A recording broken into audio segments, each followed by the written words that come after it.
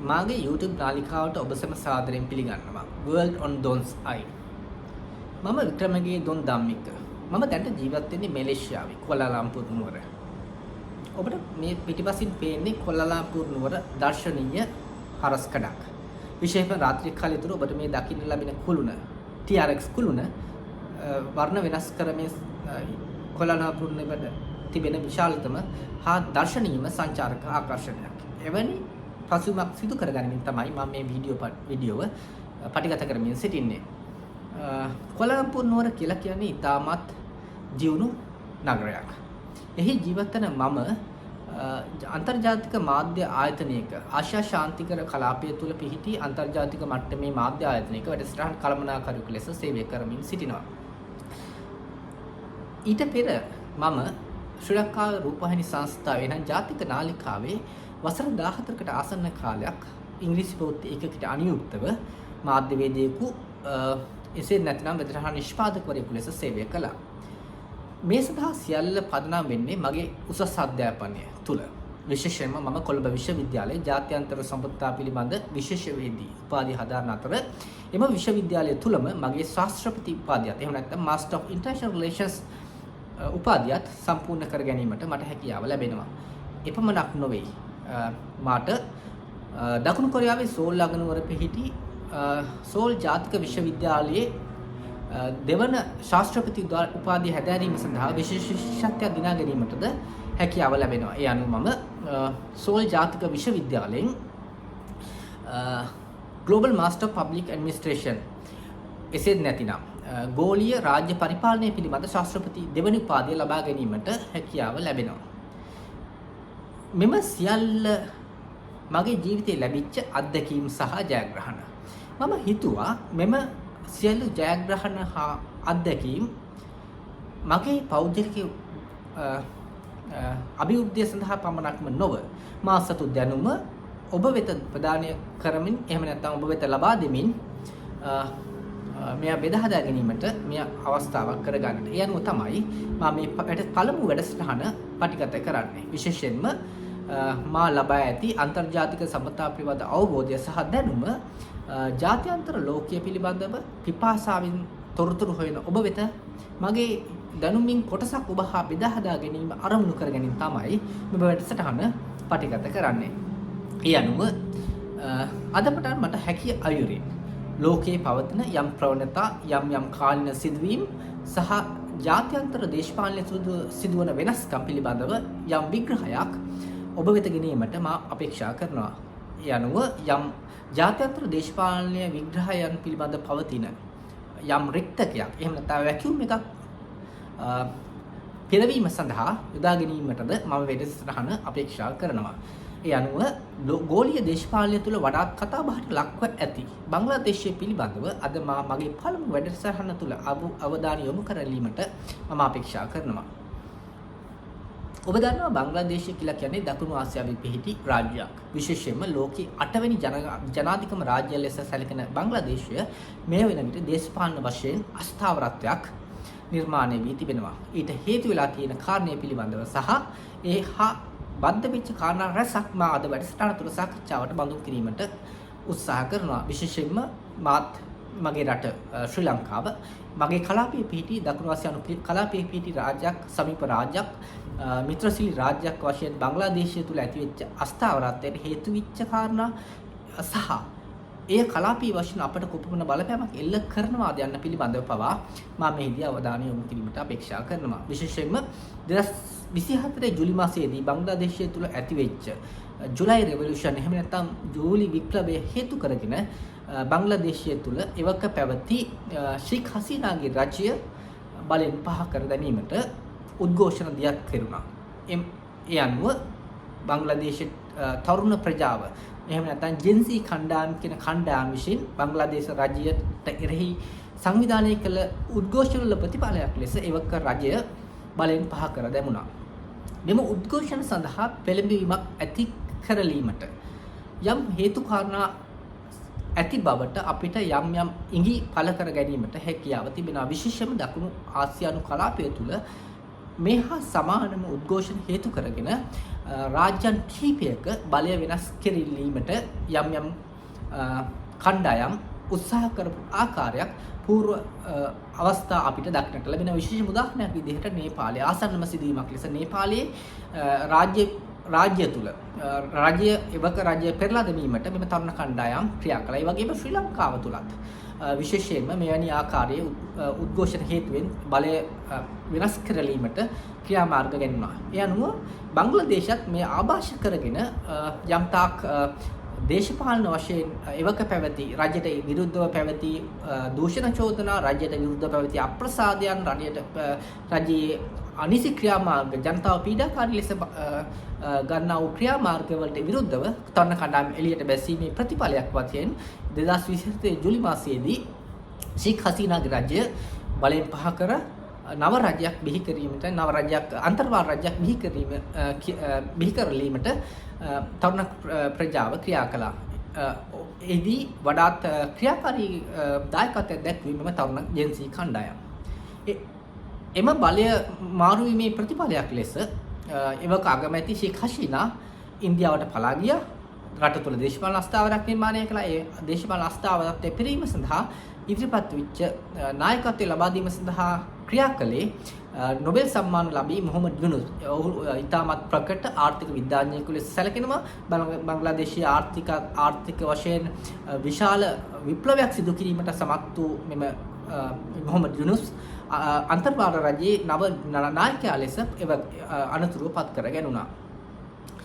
හැබැයි මොහමඩ් යුනුස් මේ වන විට දැඩි අර්බුද රැසකට මුහුණ දෙනවා සිය පාලනය තුළ. විශේෂයෙන්ම බංග්ලාදේශය තුළ පවතින ආර්ථික තත්ත්වය වඩාත් අයහපත් අතට පත් වෙමින් පවතිනවා. විශේෂයෙන්ම කොවිඩ් වලින් පස්සේ වාර්තා වෙච්ච අවම ආර්ථික වර්ධනය අත්කර ගන්නටත් බංග්ලාදේශය මේ වෙනට හැකි වෙලා තිබෙන්නේ මෙම දේශපාලන අස්ථාවරත්වයේ හේතු කරගෙන. ඒ අනුව වත්මන් පාලනය ඉතාමත් දැඩි පීඩාකාරී සහ ආර්ථික මෙන්ම දේශපාලන වශයෙන් ගැටලු රැසකට මුහුණ දීලා තියෙනවා. මෙම පසුවීම බංග්ලාදේශයේ දිශානතිය කෙබඳු ආකාරයකට යොමු කරලා විශේෂයෙන්ම නැවතවරක් බංග්ලාදේශය පිළිබඳව වැඩි වශයෙන් කතා කරන්නට යෙදුනේ මෙම තරුණ කණ්ඩායම් වලට නායකත්වය ලබා දුන්න ඔමාර් කියන තරුණ නායකයාව පසුගියදා වෙනසබා ඝාතනය කෙරුණා. මේ සමග යලිත් බංග්ලාදේශයේ දගා අගනුවර සහ බංග්ලාදේශයේ පුරා අස්ථාවරත්වයක් නිර්මාණය කිරීමට පියවර ගැනුණා.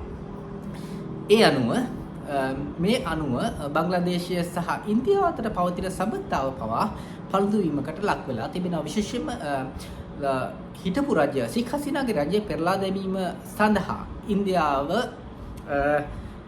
පෙරලා දැමීමේදී ෂේක් හසීනාට රැකවරණ ලබා දීම සම්බන්ධයෙන් බංග්ලාදේශයේ වත්මන් රජය ඉන්දියාව දෙස බලන්නේ ඉතාමත් යහපත් ප්‍රතිචාරයකින් නොවේ. ඒ වගේම විශේෂයෙන්ම වත්මන් පොලිසිය බංග්ලාදේශයේ වත්මන් පොලිසිය චෝදනා කරනවා ඉන්දියාව විසින් තරුණ නායක උමාර් ඝාතනයේ ඝාතකයන්ට පලා යාම සඳහා අවස්ථාව ලබා දුන්නා කියන තම දේශීය මහරහා පලා යාමට අවස්ථාව ලබා දුන්නා කියන කාරණය. අනුව ඉන්දියාව සහ බංග්ලාදේශය අතර රාජතාන්ත්‍රික වශයෙන් ඇති වෙලා තියෙන අස්ථාවරත ටෙන්ෂන් එකක්. විශේෂයෙන්ම ඔබ ගත්තොත් එහෙම බංග්ලාදේශය කියලා කියන්නේ ඉන්දියාවෙම කොටසක්. විශේෂයෙන්ම නිදහස ලබා ගැනීම නිදහස් අරගලය තුළ බංග්ලාදේශය බිහිවීමට පෙර 1971 බංග්ලාදේශය බිහිවීමට පෙර ඉන්දියාවේ කොටසක් ලෙස තමයි බ්‍රිතාන්‍ය යටත් විසින් මෙම භූමිය පාලනය කළේ. විශේෂයෙන්ම 1947 දී පාකිස්තානයේ ස්ටේට් ඔෆ් ඊස්ට් බෙන්ගෝල් එහෙම නැත්නම් නැගෙනහිර බෙන්ගාල් ප්‍රාන්තය යටතේ සමය තුල පාලනය කිරීමේදී නිදහස් අරගලයේදී පාකිස්තානය ලෙස වෙනම පාලන ඒකකයක් බිහි කිරීම කරමින් නිදහස ලබා දීමට කටයුතු කළා. එහි පරිපාලනය සිදු වුණේ ඊස්ට් බෙන්ගෝල් සහ වෙස්ට් බෙන්ගෝල්. ඒතර වෙස්ට් බෙන්ගෝල් කියලා කියන්නේ පාකිස්තානය. ඊස්ට් බෙන්ගෝල් කියන කලාපය තමයි පසුව 1971 දී වෙනම රාජ්‍යයක් විදිහට බංග්ලාදේශ නමින් නව රාජ්‍යයක් විදිහට ෂේක් මුජිබුර් රේමාන්ගේ නායකත්වයෙන් එනම් බලෙන් පහ කරන අගමැතිවරයාගේ තාත්තගේ නායකත්වයෙන් යුතුව නව රාජ්‍යයක් විදිහට බිහි වෙන්නේ. ඒ අනුව ඉන්දියාව හැම වෙලෙම බංග්ලාදේශය තමන්ගේ සමීපෙතෙකු ලෙස තමයි දැක්කේ. ඒ වගේම විශේෂයෙන්ම එය යම් කෙනෙකුට කියන්න පුළුවන් ඉන්දියාව හැම වෙලෙම බංග්ලාදේශය භාවිතා කළේ. එහෙම නැත්නම් ඇලි කෙනෙක් විදිහට තියාගත්තේ නැත්නම් මිත්‍රයෙක් විදිහට තියාගත්තේ පාකිස්තානයේ රිදීම සඳහා. එහෙම නැත්නම් පාකිස්තානයේ ඉන්ටරෙස්ට් එක අභිලාෂ වලට එරෙහිව කටයුතු කරවීම සඳහා කියන කාරණය. හැබැයි මෙම නවතම වර්තමාන දේශපාලන තත්ත්වය තුළ බංග්ලාදේශ හා ඉන්දියාව අතර රාජතාන්ත්‍රික සම්බන්ධතා යම් ආකාරයක පළඳුවීමකට ලක් වෙලා තිබෙනවා. එම පසුබිම තුළ මේ වන විට බංග්ලාදේශ දේශපාලනය තවත් උණුසුම් වෙමින් පවතින්නේ ලබන වසරේ දෙසැම්බර් මාසයේදී ලබන වසරේ පෙබරවාරි මාසයේදී බංග්ලාදේශයේ මහා මැතිවරණය පැවැත්වීමට සැලසුම් කර තිබෙනවා. විශේෂයෙන්ම මේ පවතින අස්ථාවරත්වයේ නිමා කිරීම සඳහා ගත් මෙම පියවර මොහොමඩ් යුනුස් රජය පසුගියදා ප්‍රකාශයට පත් කළේ යම් සහනයක් යම් ජීවයක් බංග්ලාදේශයට ලබා දීමේ හැකියාව ලැබෙන ඇති බවට අපේක්ෂා කරමින් එම තත්ත්වය තුළ ඔබ දන්නවා මේ මෑතකදී වසර 17ක කාලයක් තුළ දේශපාලන වශයෙන් බංග්ලාදේශයෙන් පිටුවහල් වෙලා හිටපු වසර බ්‍රිතාන්‍යයේ ජීවත් වෙච්ච කලිදාෂයාගේ පුත්‍රයා හිටපු අග්‍රාමාත්‍ය කලිදාෂයාගේ පුත්‍රයා මේ වෙනකොට බංග්ලාදේශයට යලිත් පැමිණලා තිබෙනවා. ඔහු රේමාන්. ඔහුගේ නමත් රේමාන්. එම රේමාන් මේ වන විට බංග්ලාදේශ නැෂනලිස්ට් පාර්ටිය එහෙම නැත්නම් ජාතිකවාදී පක්ෂයේ වර්තමාන නායකයා ලෙස කටයුතු කරනවා. මේ වෙනට වර්තමාන නායකත්වය ලබා ගනිමින් බංග්ලාදේශ ජාතික BNP පක්ෂය වඩාත් ආකර්ෂණයක් දේශපාලන අස්ථාවරත්වයේ හමුවේ දිනා ගැනීමට කටයුතු කරමින් සිටින බවට තමයි අන්තර්ජාතික මාධ්‍ය විශ්ලේෂණයේදී අපිට දක්නට ලැබෙන්නේ. විශේෂයෙන්ම හිටපු අග්‍රාමාත්‍යවරියගේ පස්සේ අවාමි ලීගය දශක එකමාරකට ආසන්න කාලයක් විශේෂයෙන්ම පහුගිය දශක එකමාරක කාලය පමණ තුල බලය තහවුරු කරගනිමින් බංග්ලාදේශය යම් ආර්ථික සමාජ දේශපාලනයේ තුල යම් ස්ථාවරත්වයක් අත්කරගනිමින් යම් දිශානතියකට ගමන් කරන දක්නට අපිට ලැබුණා. හැබැයි මේ සියල්ල වෙනස් වෙනවා බංග්ලාදේශයේ අවාමි ලීග පක්ෂයේ බලය ඉවත් වීම සමග දැන් වර්තමානයේ පත් වෙලා තියෙන බංග්ලාදේශයේ වඩාත් අස්ථාවරත්වයක් සහිත රාජ්‍යයක්. ඒ අනුව මෙම අස්ථාවරත්වය දකුණු ආසියානු කලාපයේ අපිට කෙසී බලපායිද? මෙය කෙබඳු ආකාරයේ අර්බුදයක් කරා ගමන් කරයිද? කාරණය ඉතාමත් විචක්ෂණශීලීව අපි සමීපව නිරීක්ෂණය කළ යුතු වෙනවා. මොනවාද? නිසාදයක් අපේ කලාපයටද බංග්ලාදේශයේ දේශපාලන ස්ථාවරත්වය ඉතාමත් වැදගත්. ශ්‍රී ලංකාව, මාලදිවයින, ඉන්දියාව, පාකිස්තානය, භූතානය, නේපාලය මේ සියලු රාජ්‍යයන් වලට කලාපීය අස්ථාවරත්වය ඍජු හෝ වක්‍රාකාරී බලපෑම් ආර්ථික, සමාජ, සංස්කෘතික ආදී සියලු ක්ෂේත්‍රවලට යම් යම් ආකාරයේ බලපෑම් ගෙනෙන්නට පුළුවන් නිසා ඒ අනුව ලබන වසරේ පෙබරවාරි මාසයේ පැවැත්වෙන මැතිවරණය කෙබඳු වෙයිද? අපි අවධානයෙන් සිටිය යුතු කාරණයක්. අපි හිතමු දේශපාලන ස්ථාවරත්වයක් ඇති කරලමින් බංග්ලාදේශය යලිත් නිවැරදි මාවත කරා යොමු කරලීමට මෙම පෙබරවාරි මාස පැවැත්වීමට නියමිත මැතිවරණය හේතු වනු ඇති බවට මෙම වැඩසටහන සම්බන්ධ එක්ව වෙලා ඉතිපු ඔබට බොහොම ස්තුතියි. මෙම තොරතුරු ඔබට වැදගත් කියලා මම විශ්වාස කරනවා. මේ වගේම තවත් වීඩියෝකින් අපි ඉදිරියේදී හම්බෙමු. බොහොම ස්තුතියි.